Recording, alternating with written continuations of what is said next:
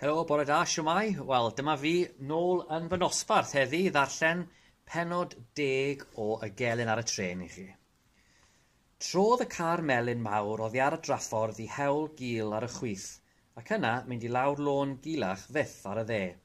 Er ei bod yn dechrau nosi erbyn hyn, gallai Guto a Mari fach weld trwy ffenest y car fod coed mawr urddasol yn tyfu ar bob ochr i'r lôn honno. Gan ei bod yn hydref, roedd ei dail yn goch a melyn hardd iawn. Ond, fe deimla'r ddau'n rhy gynhyrfus ac ofnus y funud honno i feddwl am brydferthwch y coed. Yna, deithant i olwg plas mawr, a hwnnw hefyd â choed uchel o'i gwmpas i gyd. Clywodd y plant deiers y car yn ysgarthru'r greian o flaen y plas, ac yna roedd e wedi stopio. Roedd hi'n dawel iawn ar ôl i beirian swnllid y car melyn ddistewi, a gorodd y dyn tenau'r drws ar ei ochr ef ac aeth allan. Ond ni thynodd ei lyged oddi ar y plant am foment. Efallai ei fod yn cofio fel roedden nhw wedi llwyddo i ddianc o'i afal o'r blaen. Estynodd ei law a chydio am raich Mari a'i thynnu allan o'r car. Yna, gan gydion dyn yn ei braich ag un llaw, estynodd y llall a chydio yng ngole'r cot Guto. Roedd y dyn tew yn tychan a chwythu wrth geisio dod allan o sedd y gyrrwr. "Ble rydych chi'n mynd â ni?" gwedodd Guto. "Beth yw enw'r lle yma?" "Caed y geg a mynd y fusnes," gwedodd Jack Bates, oedd o'r diwedd wedi llwyddo i ddod allan o'r car a chau'r drws. "Fe ofala i am y gwalch ma, Bert," meddai wedyn. "Fe gei di ofalu am yr eneth." Cydiodd Bates am fraich Guto yn drwsgwl iawn gan ei dal fel mewn feis. "Dewch," meddai gan lusgo Guto tuag at risiau'r plas. Roedd hi'n nosi'n gyflym yn awr ac roedd golau yn un o ffenestri'r plas yn barod. Daethant at ddrws llydan o bren cerfiedig. Gwasgodd Bates fotwm y gloch. O foment honno, fe geisiodd Guto wingo o'i afael, ond roedd gafal y dyn tew yn ei fraich yn rhy dyn ac ni lwyddodd i wneud dim ond achosi mwy o boen iddo'i hunan wrth i'r dihuren wasgu'n dynach. Agorodd y drws a safodd dyn tal trwsiadus yr olwg o'i blaen. Ar ôl edrych am foment i'r hanner tywyllwch, gwasgodd fotwm yn ymyl y drws a llifodd goleuni dros y lle i gyd. "Wel," meddai'r dyn yn y drws gan edrych yn syn ar y ddau ddyn. "Mae gyda ni fusnes gyda'r bos," meddai Bates. "Mae'n gwybod ein bod ni'n dod." "Ydy. Mr Bates, mae'n disgwyl amdanoch chi. Dilynwch fi os gwelwch yn dda." Aeth Bates trwy'r porth gan dynnu Guto ar ei ôl. Dilynodd Hill a Mari fach. Ar ôl cerdded ar hyd coridor helaeth, daethant i neuadd fawr foethus. Edrychodd Mari a Guto o'i cwmpas. Doedden nhw erioed wedi gweld y fath odrefn costus a'r fath luniau gwych oedd ar y muriau ym mhob man. "Eisteddwch," meddai'r gwas. Eisteddodd y pedwar ar soffa ledr anferth. Yna, agorodd drws ymhen pella'r neuadd a daeth dyn mawr a masg am ei wyneb i mewn. Roedd e'n gwisgo rhyw fath o ŵn sidan, lliwgar. Edrychodd y plant mewn syndod a dychryn ar y creadur yma.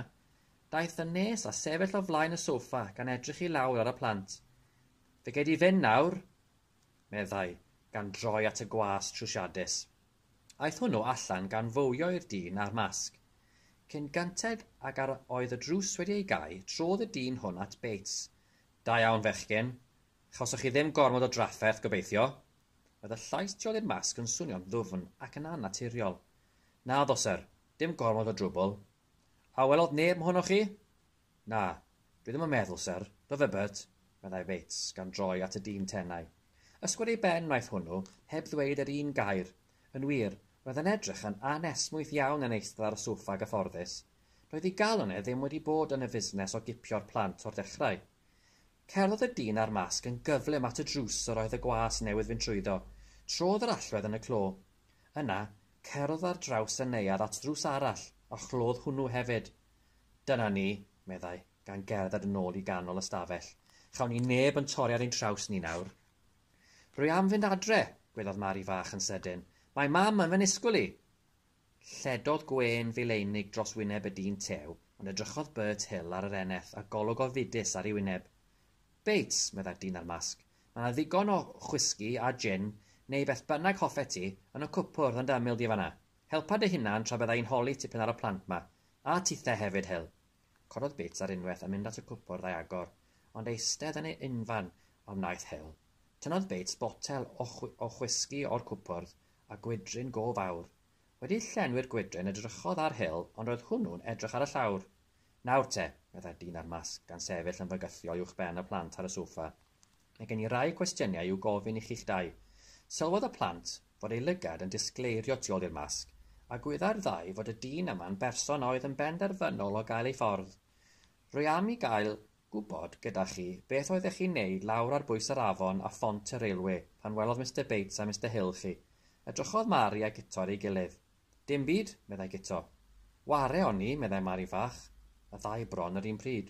Daeth sŵn tebyg I tot o'r tu ôl i'r mwgwd. Na allai Mary a Guto weld dim ond ei lyged, roedd hi'n amlwg fod y dyn ar fi'n colli ei dymer. O, ie fe, meddai a'i lais yn wawdlyd. Rwy'n ofni, Mr Bates, y bydd rhaid I ni gael gwell atebion a hynna, ond bydd e? Bydd, sir, meddai hwnnw, gan gymryd llwnc o chwisgi. Dwedwch chi'r gair, sir. Mae gyda ni ffordd I wneud iddyn nhw siarad. Na, meddai Hill, gan agor ei geg am y tro cyntaf. Dwi ddim am fod yn rhan o beth fel na. Beth? Trodd y gŵr ar masg, ei ben I edrych ar y dyn tenau. Beth wyt ti'n drio ddweud, Hill? Wyt ti am fentro mynd yn ferbyn I? Rwy wedi gofalu'n dda amdana ti. Wyt ti wedi anghofio hynny? Fe wneud I fel rwy'n dweud y mwynci a ti. Neu, gadawodd y frawddeg ar ei hanner, a bu distawrwydd am dipyn a'r bygythiad yn hongen yn yr awyr uwch ben y dyn tenau. Yna, roedd y dyn a'r masg yn siarad eto ar plant. Fe ofynna i'r cwestiwn unwaith to, meddai. Beth oeddech chi'n chwilio amdano lawr ar bwys yr eilffordd? Ware o'n I, meddai Mary fach yn styfnig unwaith eto. Corodd Bates am mynd tu ôl i'r soffa a sefyll yn union tu cefn I Mary. Roedd ei ddwy law fawr yn pwysio ar gefn y soffa. Roedd calon Guto'n curo fel drwm. Yn sydyn, gweodd yn uchel, Rwy eisiau mynd adre I gael bwyd! Bron cyn iddo orffen roedd llaw Bates wedi gafal am ei wddf yn dyn. Ro'n i'n un cynnig olau iddyn nhw, Mr Bates. Nawr, os ych chi'n parchu eich iechyd, am beth o'ch chi'n edrych lawr ar bwys y reilwe? Am gliws, meddai Guto. Cliws? Beth wyt ti'n feddwl? Penderfynodd Guto fod rhaid dweud y cyfan wrth y dyn tu ôl i'r masg. Roedd yn ofni yn ei galon y byddai'r dihirod yn gwneud niwed iddyn nhw. Fe weles I ddyn yn syrthio drwy ddrws y tren pan oedd e'n mynd trwy faes gwyn. Roedd y llygad mileinig tu ôl i'r masg yn pefrio. Ie?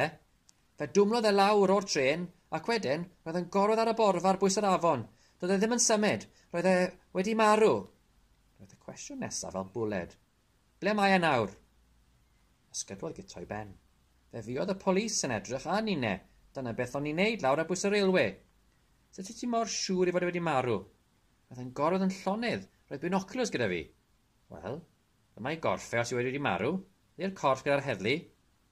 Na, doedd ddim sôn amdano fe pan aethon ni nôl I edrych. Wel, ble mae e? Mae'n rhaid I fi gael gwybod a ydy e'n fyw neu'n farw. Roedd y dyn ar masg wedi codi ei lais nes roedd e'n sgrechian. Edrychodd y plant arno mewn dychryn. Yna, aeth y dyn ymlaen yn fwy tawel. Does dim y rhaid I fod e wedi marw, iddo fe gwmpo o'r tren, meddai. Nid cwmpo nath e, meddai Guto'n dawel. Beth? Roedd llais y dyn ar masg wedi codi eto. Beth wyt ti'n feddwl? Dyn arall dowlodd e mas trwy'r drws y tren, meddai Guto. Weles I fe. Disganodd distawrwydd llethol dros yr ystafell. Am rai eiliadau, fe ellid clywed y dyn tu ôl i'r masg yn anadlu'n drwm. Weles ti edo fe? Poerodd y geiriau at Guto, a phlygodd ymlaen nes roedd y masg hyll o fewn llathen i'r ddau blentyn ar y soffa. O ti'n ei nabod e? Elli di ddweud wrthon ni pwy oedd e? Roedd ei lais yn dawel iawn yn awr, ond yn swnio'n fwy beryglus a bygythiol na phan oedd yn sgrechian funud ynghynt.